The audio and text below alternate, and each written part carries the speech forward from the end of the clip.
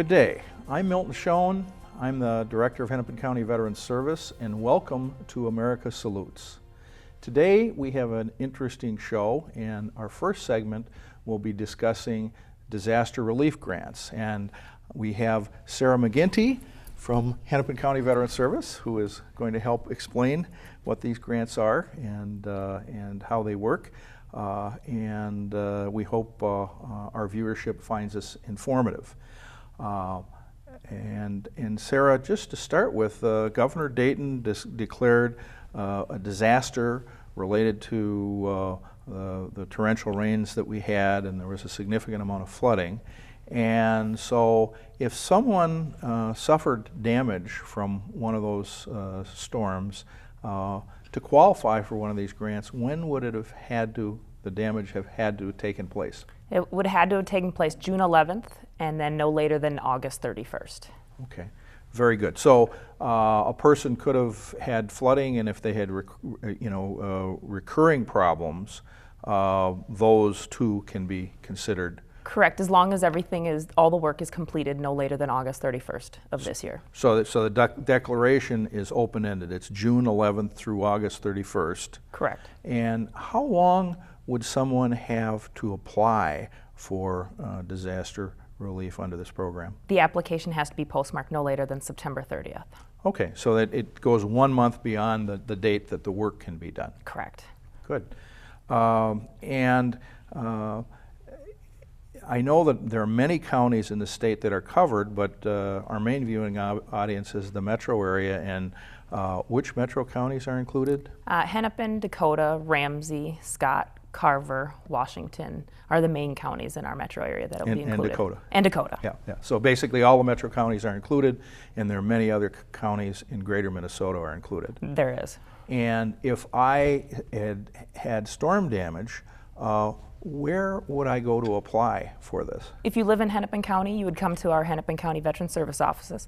If you live in one of the other counties, Dakota, Ramsey, they also have their County Veterans Service office, and you can go to their offices to apply. Right, and you need to apply through the County Veterans Service office to obtain this benefit. Correct. Very good. And in terms of what is covered, if I have an insurance policy and I sustain damage, that the portion the insurance company pays for is not covered, but your deductible that you have to pay will be considered for reimbursement. So if one had a $500 deductible and they had $3,000 damage, the $2,500 the insurance company pays for would not be covered. Correct. But the deductible would qualify under this program. Yes, it would. Okay. And what documentation are people required to provide under this program to obtain the disaster relief grants? First and foremost, they're going to need to prove that they're a veteran and have a copy of their DD-214. They will also have to have original receipts for the work that was completed. The state always wants to have the original copy sent in to them to verify. Okay, so that is a kind of a safety check for them to make sure they're getting the original documents, and that this is on the up and up, and people absolutely incurred damage, and right. and they didn't print up a receipt just to cover themselves under the program. We've had this in the past. We had the tornadoes, and the state has had these grants for past weather events, and many veterans have benefited from this over time. And there are some things that are excluded, as I understand it, from these grants. It is. Anything that's going to be preventative, such as installing a new sump pump, if you have to build a berm to create so that water does not flow into the lower parts of your house, those would not be covered because it's preventative. Right. But if, on the other hand, if somebody had sustained some damage to their foundation where the water was coming in there, if you did some concrete and sealing work to seal that up, that might be covered. Definitely, it should be.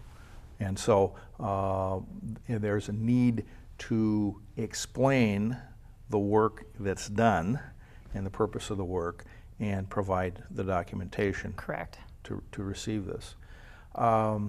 And there is an element for contractors about how this is done, and there's some sense that when the timing of this needs to be done. For contractors, they have to agree to direct bill the Minnesota Department of Veterans Affairs. So they have to be able to perform the work and then agree to get paid after the work is completed.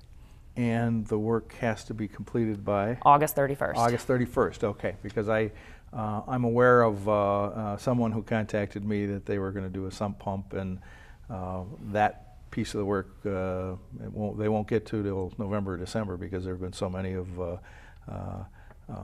people have had those water problems that they can't get to it right away. Right, but the repair work that they would have had to do beforehand, installing the sump pump, if they had to rip up carpet or drywall or anything like that, those types of things would be covered under the grant. So then, if you were to have paid someone to take out the wet carpet, and let's say you had some damage to your paneling, to remove that, that would be covered. Correct, and if it was a contractor, it has to be on letterhead, and it needs to show their license. All contractors have to be licensed through the state of Minnesota Department of Labor, and the Minnesota Department of Veterans Affairs will be checking on those licenses to make sure that they're valid. So it couldn't be your brother-in-law who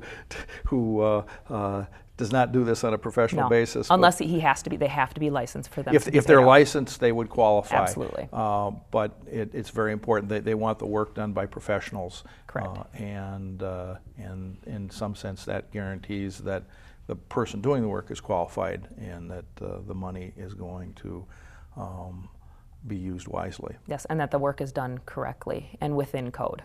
Okay.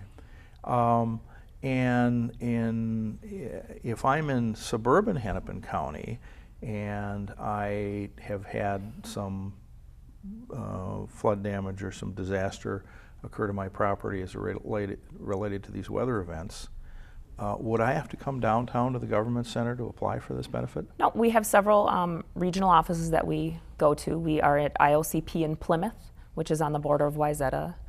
We also go to Ridgedale right now twice a week because our Brookdale office is being remodeled. And we also go out to Veep in Bloomington.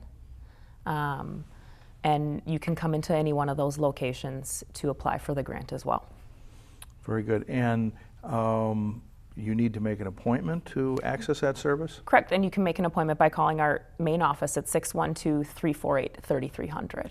And if you were to call the 3300 number, you would be able to talk to a veteran service officer, and they would explain what's covered and what documentation is needed. Correct.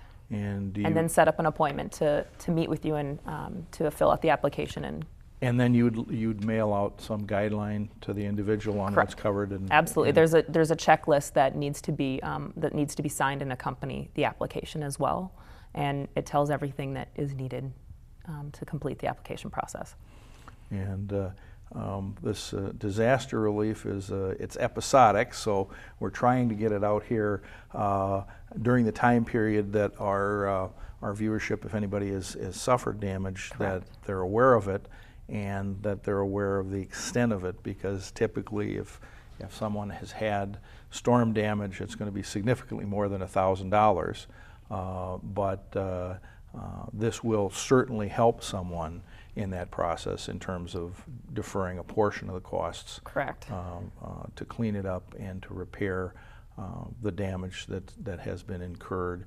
And I should ask a question that if someone is doing it themselves, the rental of equipment can be reimbursed as well. A legitimate expense. So if one needed to get, if they rented dehumidifiers for the basement to get the water out, if they had to rent a water pump to pump water out. That would be. Yes, the reimbursement of that, if you bought the item, is not going to be reimbursed. If you rent it, it is. That's a very good point, yeah. because if you wouldn't buy permanent equipment that somebody could use for other purposes, mm-hmm. and that's why the rental portion is recovered.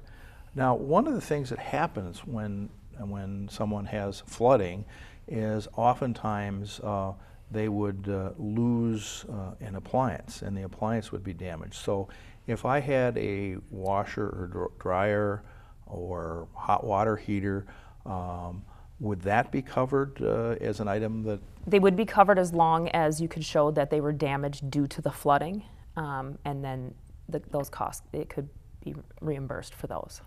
But you have to prove that it was damaged by the flooding. So, and with this whole grant, it's that you have to show that it was related to that event, and because they do not want to be paying for, you know, if you had a windstorm in May that knocked over your tree, correct. They don't want to be paying for that. Right. They want to pay for damage that is actually a result of this weather emergency Correct. that affected a substantial portion of our state. Yes. And then, so in if I'm hearing you right, in most cases, a contractor might be directly paid for this. Correct. And so that's how the contractor be handled. In a case where an individual does the work, then plywood, siding, whatever the materials are, carpeting, those materials would qualify under this program, and necessary rental equipment to deal with that would be covered, but no permanent tools. Right. The other thing that is reimbursed is if you're displaced and you have to get a hotel during that time frame. If you had a basement unit that you lived in, or that was where your living space was, and you were displaced, they will pay hotel charges as long as it's because you were displaced because of the flooding. And the person would have to make a statement that the flooding was such that their dwelling unit was not habitable. Correct.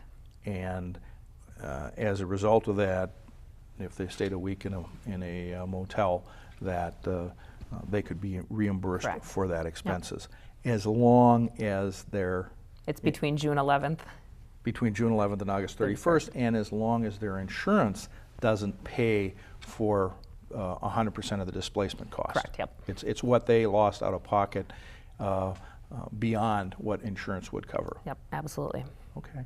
And while we are on the subject, we should just ask, I should ask you, because we do have this service 2 days per week at Interfaith Outreach and Community Partners in Plymouth, and at Ridgedale, and at Veep, and in September when Brookdale Human Service Center reopens, we will have service there.